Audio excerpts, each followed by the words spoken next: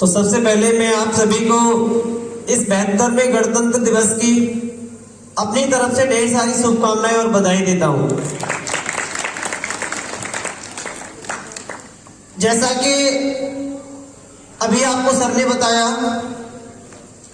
लेकिन मैं भी थोड़ा सा इसमें और आपके लिए जानकारी इंक्लूड कर देता हूं। हम सभी जानते हैं कि हमारा देश 15 अगस्त 1947 को आजाद हुआ था, लेकिन आजाद तो हो गया था। आजाद होने के बाद में हमारे देश के जितने भी यहाँ पर लोग रहते थे वो एक तरीके से एक धागे में नहीं बंधे हुए थे।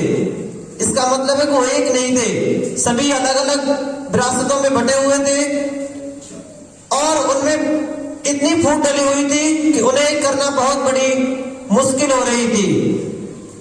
यहाँ पर लोग जाति, धर्म और अन्य प्रकार की घटनाओं में इतने बट गए थे कि उन्हें एक करना बहुत बड़ी समस्या थी। और इसी को देखते हुए हमारे देश में जो संविधान बना, इस संविधान को इस तरीके से बनाया गया कि यह संविधान सभी जाति, सभी धर्म, यहां तक कि पशु पक्षी से लेकर जितने भी जो निर्जीव है, सजीव है, उन सभी के लिए ऐसा कानून बना दिया कि आज हमारा देश एक धागे में बंधा हुआ है और हम उसी का पालन कर रहे हैं।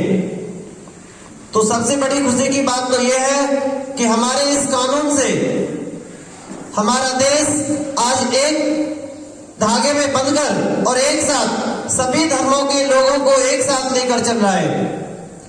हमारे देश के लिए ये सबसे बड़ा एक अनोखा काम है कि हमारे देश में सब देशों से ज्यादा लोग, अनेकों धर्मों के रहने के बावजूद भी यहाँ पर सभी लोग मिलजुल कर रहते हैं। और इसका मेन काम क्या है? हमारा संविधान, क्योंकि संविधान ने सभी को एक ही धागे में पिरो के रखा है, बांध के रखा है।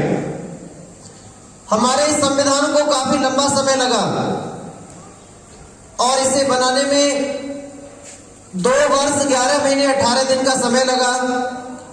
इस संविधान को बनाने में बहुत सारी कमेटियां बनाई गई थी और उन कमेटियों में अलग अलग सदस्य थे।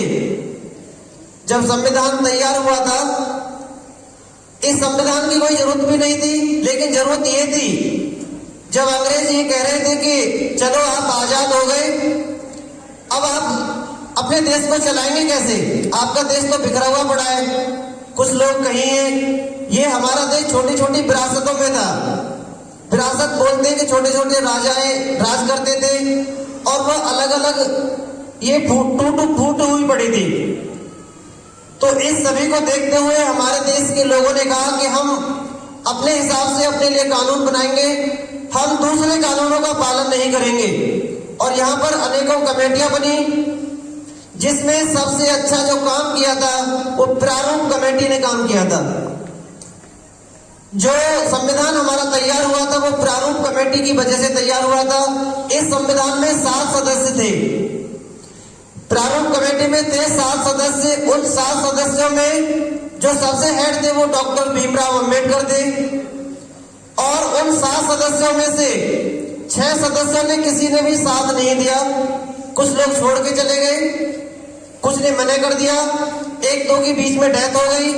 इसलिए सारा जो भार और जो काम किया वो अकेले डॉक्टर भीमराव अंबेडकर ने किया और इन्होंने पूरे संविधान को तैयार किया, बनाया और इतने लंबे समय में ऐसा कानून दे दिया कि ये कानून हमारे देश के सभी लोगों को एक धागे में बांधे हुए हैं।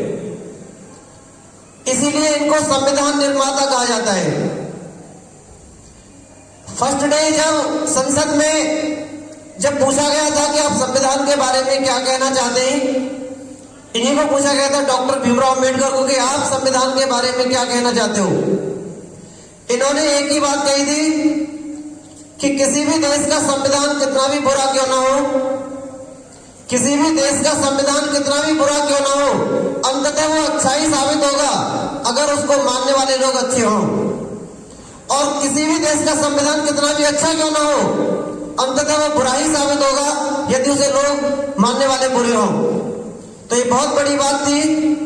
आज हमारा संविधान सभी लोगों को, अगर आज आप यहाँ भी बैठे हुए हैं तो संविधान की बदौलत बैठे हुए हैं। जो लड़कियां अपने घरों से निकलकर बाहर पढ़ने के लिए आ रही हैं, कहीं घूमने जा रही हैं, आप लोगों को जितनी भी सुविधाएं मिली हैं, आप आज बेफिक्र होके कहीं भी चले जाते हो, पढ़ाई करते हो, या किसी भी पार्क में चले जाते हो, किसी भी स्टेट में एजुकेशन ले सकते हो, अन्य कहीं भी किसी भी कंट्री में आप जा सकते हो, जो भी काम कर सकते हो, वो सभी राइट्स आपको हमारा संविधान देता है।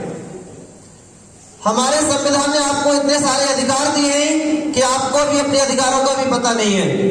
इसलिए आप सभी जितने भी बड़े बच्चे हैं, यदि अपने अधिकारों को समझने लगे, जानने लगे, तो आपको पता चलेगा कि आपको कितने अधिकार मिले हुए हैं।